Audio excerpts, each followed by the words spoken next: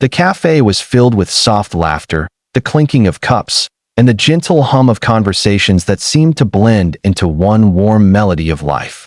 Yet, at one corner table near the window, silence sat heavier than any sound could. A young woman in a faded floral dress sat with her hands neatly folded, her eyes bright, but trembling with nervousness. Her name was Alina. She wasn't born without a voice, but an illness years ago had stolen it away forever. What remained was her silence, her expressive eyes, and a notebook she always carried to speak the words she could never say aloud. Across from her sat a man dressed sharply, checking his phone more than he looked at her. It was supposed to be her first ever blind date, arranged by a kind coworker who thought Alina deserved a chance at love. She had saved up for this day, even borrowed a simple silver hairpin to feel beautiful, to feel seen. But the moment the man realized she couldn't speak, something in his face changed. The warmth vanished, replaced by irritation, then embarrassment.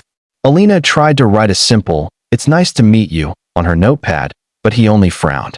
He muttered something under his breath, too low for her to catch, and leaned back with a sigh. He didn't expect this. He waved down the waiter impatiently, whispering that this wasn't what he'd signed up for. People at nearby tables began to notice. Alina's cheeks burned as she saw a couple glance at her sympathetically. She wanted to disappear, to sink beneath the table and vanish. When the man finally stood, his chair scraping loudly against the floor, he left behind not just a bill, but a humiliation that would echo inside her for days to come. If you believe kindness and second chances can still change lives, please like this video, subscribe to our channel, and share this story to remind others that compassion is never wasted. As tears welled up in her eyes, Alina tried to keep her composure. She didn't want pity. She simply wanted to be treated like everyone else. Her trembling hands reached for her cup, but she couldn't bring herself to drink anymore. The world around her felt like a cruel movie playing in slow motion. Everyone laughing, talking, living. Everyone except her. At the next table, a man had been watching quietly. His name was Adam, a single father in his mid-30s, wearing a slightly wrinkled shirt and the tired eyes of someone who worked too hard but still smiled for his little girl. Across from him sat a cheerful 8-year-old, Mia, who was carefully drawing on a napkin with crayons. Adam had noticed Alina the moment she walked in, how she smiled shyly at the waiter, how she kept checking her small mirror, adjusting her hair nervously. There was a kind of fragile hope in her that stirred something deep inside him. When the man stormed out, leaving Alina sitting alone with her trembling hands, Adam felt a pang of anger and pity. He saw her lips quiver, saw her fight back tears, and something in him broke. He didn't want to intrude, but his daughter tugged at his sleeve, whispering, "Daddy, why is that lady sad?" Adam looked at her, then back at Alina. He hesitated, but then, with a quiet sigh, he stood up and walked over. Alina didn't notice him until a gentle shadow fell across her table. She looked up, startled, wiping away her tears quickly. Adam smiled, warm and kind, the kind of smile that didn't pity but understood. He gestured toward the empty chair beside her, silently asking if he could sit. Confused but grateful for the kindness, Alina nodded slowly. Mia followed, her small hand clutching her father's sleeve, eyes wide with curiosity. Adam reached into his pocket, took a napkin, and borrowed her pen. On the napkin, he wrote, "Hi, I'm Adam. This is my daughter, Mia. We thought you might need some company." Alina blinked, taken aback, then smiled shyly. Her shoulders relaxed for the first time that evening. She quickly wrote back, "I'm Alina. Thank you. I'm okay." But Adam could see she wasn't. He saw the hurt behind those words. Mia giggled softly, sliding her napkin across the table. She had drawn a stick figure holding a balloon, with the words, "Don't be sad," written in wobbly letters. Alina's lips curved into a real smile this time, one that reached her eyes. She mouthed the words "thank you," and Mia beamed.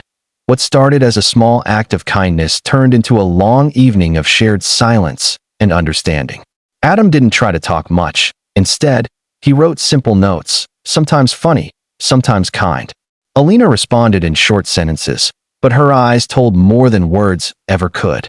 There was something profoundly peaceful about being with someone who didn't fill the silence with noise, who didn't look at her disability as a burden, but as just another way of being.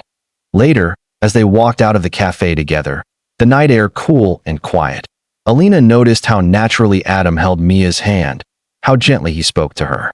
She realized this man knew something about loss too, about loneliness and trying to make life work despite its cracks. Over the next few weeks, they started to meet often, at the park, the bookstore, or the same cafe where they first met.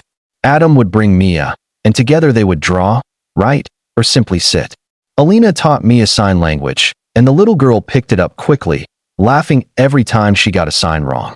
Soon, Alina could talk, with both father and daughter without a single sound, and for the first time in years, she didn't feel broken. But life had its ways of testing fragile happiness. One afternoon, as they sat feeding pigeons at the park, Alina noticed Adam's expression turn distant. She wrote, "Something wrong." He hesitated before replying on her notepad. "Mia's mother wants custody back. I don't know what to do." Her heart ached for him. She wanted to say everything she couldn't, that he was a good father, that kindness like his shouldn't be punished, that maybe he deserved someone who would stand beside him through it all. But words failed her. Instead, she reached out and gently held his hand. He looked up, surprised, and in her silent gaze, he found the comfort he needed. Weeks later, after a long custody hearing, Adam won the right to keep Mia. When he told Alina, she cried silently, hugging Mia tightly, feeling joy that wasn't her own but still filled her heart. Adam looked at her then, with an expression that said more than words could ever capture. Months passed, and their bond deepened. Alina had found not just companionship, but a family she never knew she needed. Adam often said she brought calm into their noisy world. Mia said she brought love into their home. Alina didn't need a voice to speak. Her kindness echoed louder than any sound ever could. Point one evening, under the same cafe lights where everything began, Adam placed a small box in front of her. Alina froze. Her heart raced as she opened it to find a simple silver ring inside. He smiled, nervous but sincere, and on a small piece of paper, he had written, "You taught me that love doesn't need words. Will you be ours forever?" Tears streamed down her face as she nodded, covering her mouth with her trembling hand. The cafe applauded softly when Adam slipped the ring onto her finger, and little Mia clapped the loudest, shouting, "She said yes." In that moment, Alina realized something beautiful. Sometimes silence isn't emptiness. It's a space where love speaks the loudest. Life didn't become perfect overnight, but it became real. Together, they built a home filled with laughter, notes on the fridge, and little hands signing, "I love you," every night before bed.